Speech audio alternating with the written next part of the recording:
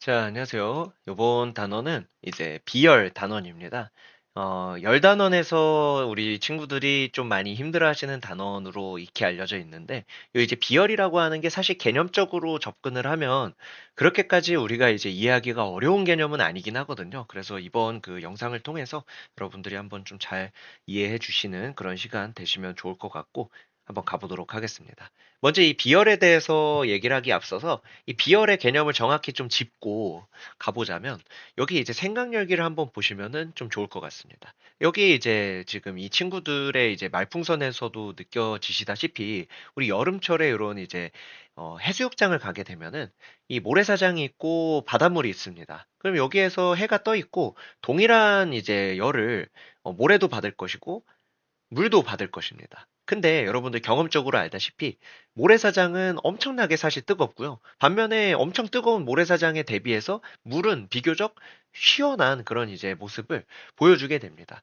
같은 시간 동안 햇빛을 똑같이 받았음에도 불구하고 모래의 온도가 바닷물보다 더 온도가 높아지는 이유에 대해서 얘기를 이제 좀 할 수가 있는데 이거 여기는 이제 온도가 같은 열량을 받아도 온도가 많이 올라간다라는 거고 반면에 이 바닷물 같은 경우에는 온도가 상대적으로 낮아지게 되는 이 별로 많이 안 오르게 되는 그런 이제 모습을 보여주게 됩니다. 우리가 이제 그것을 비열로 설명을 하게 되는데 이 모래와 같은 경우에는 비열이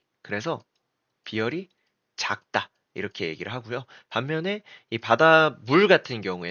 물 같은 경우에는 우리가 비열이 높다라고 설명을 합니다. 그럼 이제 비열이라고 하는 개념이 뭐길래 이 온도가 쉽게 올라가는 모래와 같은 물질에는 비열이 낮다. 물과 같이 온도가 잘 안 올라가는 물질에는 비열이 높다라고 이야기를 하는지 그런 부분에 대해서 어, 여기 이제 비열, 개념적인 부분을 같이 한번 살펴보도록 하겠습니다. 자, 첫 번째 줄부터 쭉 보시면 물체를 가열하면 온도가 높아집니다. 이것은 물체로 열이 이동했기 때문에 라고 얘기를 했죠. 그래서 이때 물체로 이동한 열의 양을 우리가 이제 열량이라고 얘기를 합니다. 우리가 이제 열이 이동을 하는 것까지 좋은데 이거에 대해서 좀 더 구체적인 이야기를 하려면 열이 얼만큼 이동했는지를 말 그대로 숫자로 표현할 수 있으면 좋겠죠. 그쵸? 그것을 그래서 숫자로 표현하기 위해서 우리 열량이라고 하는 개념을 도입을 하고요. 열량의 단위로는 주로 킬로칼로리나 칼로리를 보통 사용을 한다라고 되어 있습니다. 그죠? 그리고 이 1kcal는 그래서 또 이제 정의가 필요하겠죠. 열량에 대한 얼만큼을 1이라고 잡을 것인지 그것을 얘기해야 되기 때문에 1kcal는 그래서 물 1kg의 온도를 1도씨 높이는 데 필요한 열량을 우리 이제 어, 1kcal라고 정의를 내려주게 됩니다. 그래서 방금 전 그 뭐 해수욕장 얘기와 그 다음에 이전 실험이었었죠. 물과 식용유에다가 이렇게 이제 같은 열량을 공급했을 때 이 물질마다 온도가 올라가는 정도가 다르다라고 얘기를 했습니다. 그래서 식용유가 실제로 물보다 온도가 빨리 높아지거든요. 왜냐하면 물질의 종류에 따라서 아까 모래사장이 바닷물보다 온도가 더 빨리 올라간 이유도 온도를 높이는데 필요한 열량이 다르기 때문이다라고 얘기를 하는 거죠. 그래서 어떤 물질 1kg의 온도를 1도씨 높이는데 필요한 열량을 비열이라고 하는 거죠. 그러니까 비열이 크다라는 건 뭐냐? 어떤 물질의 온도를 1도 높이는 데 있어서 열이 많이 필요하다라는 거. 즉, 온도를 올리기가 어렵다라는 거죠. 그래서 옆에다가 좀 이제 이거를 말로만 하면 좀 헷갈리시니까 비열이 크다. 비열이 크다라는 건 비열이 크다라는 건 온도를 올리기 위해 필요한 열량이 크다. 이렇게 얘기를 할 수 있겠고, 그렇기 때문에 온도를 올리기 어렵다라고 얘기할 수 있겠죠. 네, 글씨가 잘려서 이렇게 얘기를 하고, 그다음에 비열이 작다라는 건 온도를 올리기 위해 필요한 열량이 작다. 어, 그리고 그렇기 때문에 온도를 올리기 비교적 쉽다. 이렇게 얘기를 할 수가 있겠죠. 그쵸? 이런 식으로, 네, 비열이 크다, 작다를 이렇게 좀 바꿔서 온도의 변화와 관련지어서 연관을 좀 지어주시면 비열 개념을 좀 이해하시는데 여러분들이 조금 더 낫지 않을까 이런 생각을 해보도록 하겠습니다. 네, 그래서 어, 이렇게 이제 비열에 대해서 말씀을 드렸고요. 이 비열은 그러면 이제 우리가 어떻게 구할 수가 있는 거냐면 말씀드렸듯 어떤 물질 1kg의 온도를 1도씨 높이는 데 필요한 열량을 비열이라고 한다고 했잖아요. 그래서 예를 들어서 이렇게 얘기를 해보겠습니다. 어떤 물건이 있는데 이 물건이 2kg이래요. 2kg인데 열을 얼마만큼 가하니까 이 물질의 온도가 예를 들어서 10도가 올라갔다라고 이야기를 해보겠습니다. 이때 들어간 열량이 예를 들어서 뭐 10kcal라고 해보도록 할게요. 10kcal. 그러면 이 여기 들어간 열량을 이제 이 물질의 질량과 그 다음에 온도 변화량으로 나눠주면 1kg에 이제 해당하는 그리고 1도씨 올리는데 해당하는 열량을 우리가 구할 수가 있다라는 거죠. 이런 겁니다. 2kg에 10도를 올리기 위해서 10kcal가 들어갔으니까 그러면 1kg은 어떻게 되는데? 2로 나눠주면 5kcal가 1kg에 들어간 열량이 되겠죠.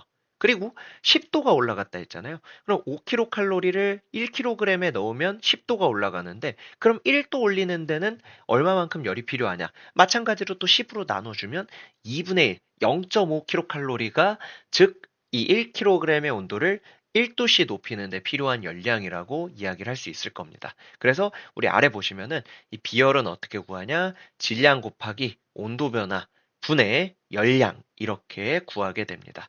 여기서 이제 저는 이 단위에 대한 얘기도 빠짐없이 좀 한번 해드리는데 보시면 질량의 단위는 킬로그램이죠. 그죠? 그리고 온도 변화는 도씨 이렇게 씁니다. 그 다음에 열량의 단위는 킬로칼로리. 이게 이제 비열의 단위가 되는 거죠.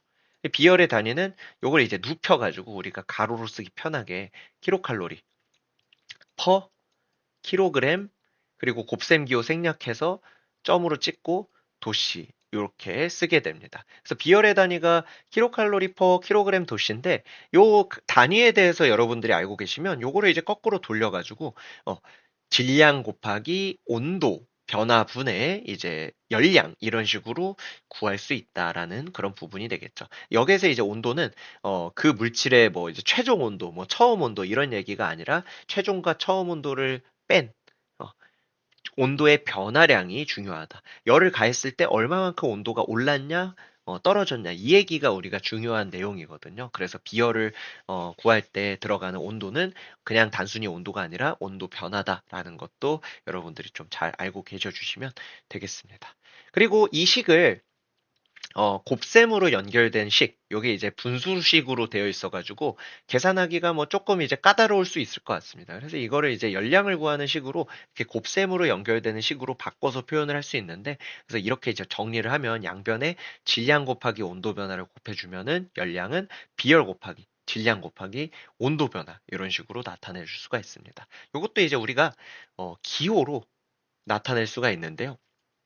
우리가 열량의 기호로는 Q를 쓰고 비열의 단위로는 소문자 C 그리고 질량의 단위로는 소문자 M 그 다음에 온도 변화는 델타 T 이렇게 해가지고 Q는 CM 델타 T 이런 식의 이제 어, 기호로 나타낸 식을 여러분들한테 또 소개를 해드릴 수 있을 것 같아요. 그래서 뭐 이걸 이제 외우는 방식으로 뭐 시멘트, 씨암탉 여러 가지 이야기들이 나오는데 여러분들 편하신 대로 이제 열량을 구하는 공식에 대해서 알고 계셔 주시면 되겠습니다. 자, 이렇게 해서 이제 비열에 대한 개념과 비열을 구하는 공식까지 같이 한번 봤고요. 어, 밑에서 두 번째 줄에 이제 즉 여기 부터 보시면은 비열이 큰 물질은 천천히 온도가 올라갑니다. 근데 이게 천천히 식기도 해요. 온도 변화가 잘 안 일어난다는 거거든요. 그래서 천천히 데워지기도 하는데 천천히 식기도 한다. 요거 중요합니다. 잘 알아주시고 그다음 비열이 작은 물질은 빨리 데워지고 빨리 식습니다. 온도가 천천히 변하는 거. 비열이 큰 물질, 온도가 빨리 변하는 거, 비열이 작은 물질, 이렇게 해서 비열이 크고 작은 것은 이런 식으로도 이제 우리가 설명이 가능하게 되겠고요. 다음으로 넘어와서 뭐 요 이제 우리 주변에서 사용되는 그 비열이 큰 물질과 작은 물질, 이렇게 이야기를 해볼 수가 있는데, 스테인리스 주전자와 이제 뚝배기 그릇입니다. 요것도 이제 뭐 수업 시간에 하셨겠지만 한번 또 말씀드리면, 스테인리스 주전자는 비열이 작습니다. 작음. 온도가 빠르게 변할 수 있죠. 변함.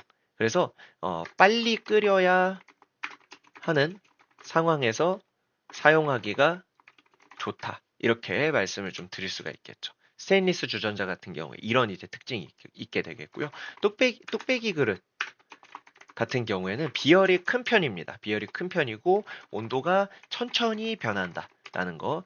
그래서 담아둔 음식물의 온도가 천천히 변할 수 있게 어, 해준다. 이런 이제 상황에서 우리가 사용하기가 괜찮은 그런 내용이라고 봐주시면 될 것 같습니다. 그 다음에 또 우리가 이 물이라고 하는 물질이 비열이 높기 때문에 온도가 금방 변하지 않는 특징이 있습니다. 그래서 냉각수에 활용을 할 수 있고요.